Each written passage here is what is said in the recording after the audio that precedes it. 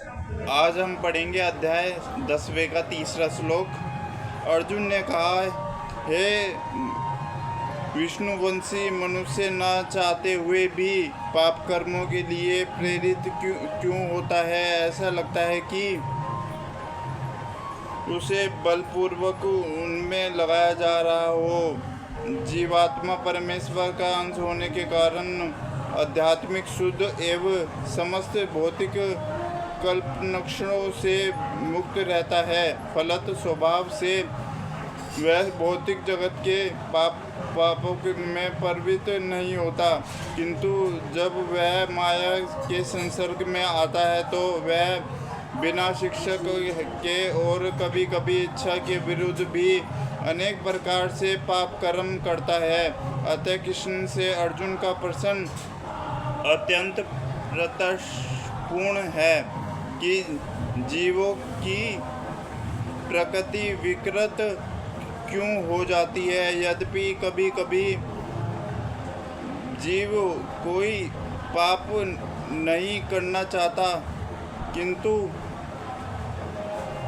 उसे ऐसा करने के लिए बाध्य होना पड़ता है। किंतु ये पाप कर्म अंतर्यामी परमात्मा द्वारा प्रेरित नहीं होते, अपितु अन्य कारण से होते हैं, जैसा कि भगवान अगले श्लोक में बताते हैं।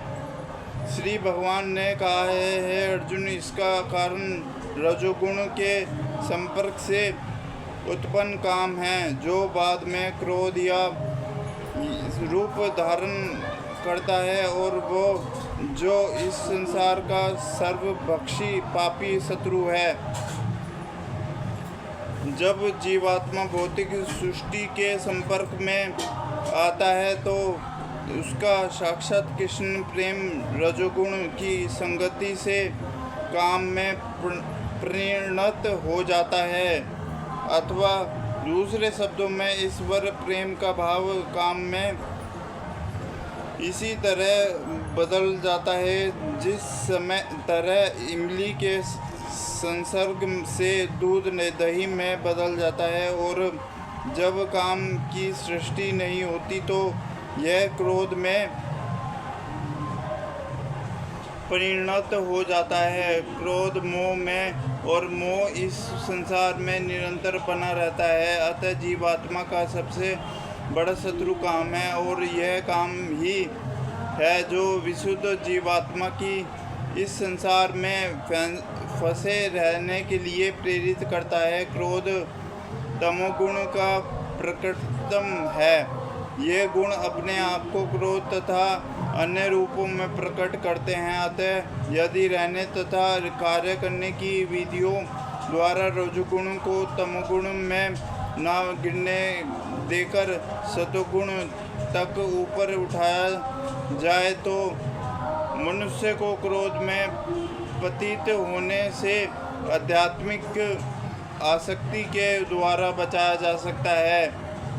अपने नित्य वर्तमान चिदानंद के लिए भगवान ने अपने आप को अनेक रूपों में वितरित कर लिया, और जीवात्मा उनके इस चिदानंद के हो अंश है। उनको भी आंशिक स्वतंत्रता प्राप्त है, किंतु अपनी इस स्वतंत्रता का दुरुपयोग करके जब से सेवा को इंद्र सुख में बदल देती है तो वह काम की चपेट में आ जाती है। भगवान ने इस सृष्टि की रचना जीवात्माओं के लिए इन कामपूर्ण रुचियों की पूर्ति हेतु सुविधा प्रदान करने के लिए निमित्त की, और जब जीवात्मा दीर्घकाल तक काम कर्मों में फंसे रहने के कारण पूर्णात्मा उब जाती है तो वह अपना वास्तविक स्वरूप जानने के लिए जिज्ञासा करने लगती है। यही जिज्ञासा वेदांत सूत्र का प्रारंभ है, जिसमें यह कहा गया है मनुष्य को परम तत्व की जिज्ञासा नहीं चाहती और इस परम तत्व की परिभाषा श्री भगवत में इस प्रकार दी जाती है।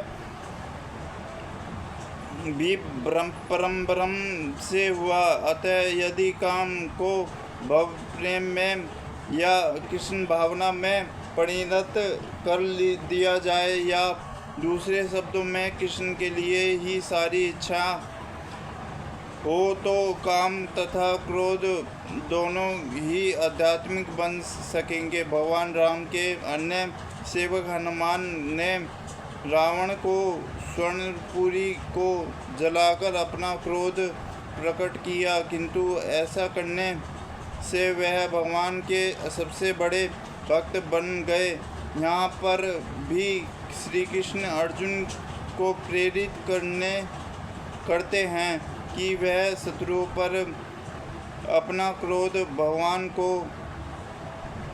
प्रसन्न करने के लिए दिखाएं। अतः काम तथा क्रोध कृष्ण के में प्रयुक्त होने पर हमारे शत्रु न रहकर मित्र बन जाते हैं।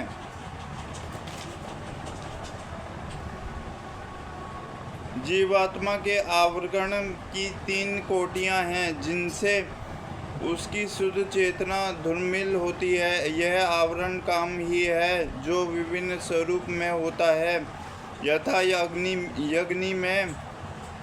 अग्नि में धुआं, दर्पण पर धूल तथा भूषण पर गर्भाशय। जब काम की उपमा ध्रुम से दी जाती है तो ये समझना चाहिए कि जीवित स्फुलिंग की अग्नि कुछ अनुभव्य है। दूसरे शब्दों में ये जब जीवात्मा अपने कृष्णामृत को कुछ प्रकट करता है तो उसकी उपमा धुएं से आवृत अग्नि से दी जा सकती है। यद्यपि जहाँ कहीं धुआं होता है वहाँ अग्नि का होता अनिवार्य है, किंतु प्रारंभिक अवस्था में अग्नि की प्रत्यक्ष अभिव्यक्ति नहीं होती। यह अवस्था कृष्ण के स्वभावरक जैसी दर्पण पर धूल का उदाहरण मन रूपी दर्पण को अनेकाल आध्यात्मिक विधियों से स्वच्छ करने की प्रक्रिया के समान है। इसके सर्वश्रेष्ठ विधि है भगवान के पवित्र नाम का संकीर्तन। गर्भाशय द्वारा आवर्त भ्रूण का असहाय अवस्था से दिया गया है, क्योंकि गर्भ स्थित शिशु इधर उधर हिलने के लिए भी स्वतंत्र नहीं रहता। जीवन को यह अवस्था वृक्षों के समान है। वृक्ष भी जीवात्मा है, किंतु उनमें काम की प्रबलता को देखते हुए उन्हें ऐसे योनि मिली है कि वह चेतना शून्य होते हैं।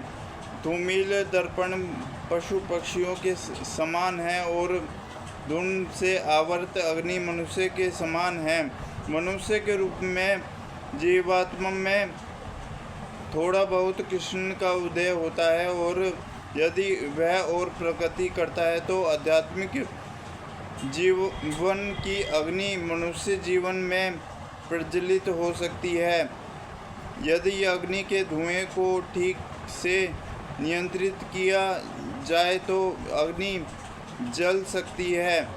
यह मनुष्य जीवन जीवात्मा के लिए ऐसा शुभ अवसर है जिससे वह संसार के बंधन में से छूट सकता है। मनुष्य के जीवन में काम रूपी शत्रु को योग्य निर्देशन में कृष्ण में अनुशीलन द्वारा जीता जा सकता है। हरे कृष्णा कृष्ण कृष्ण हरे हरे, हरे राम राम राम हरे हरे।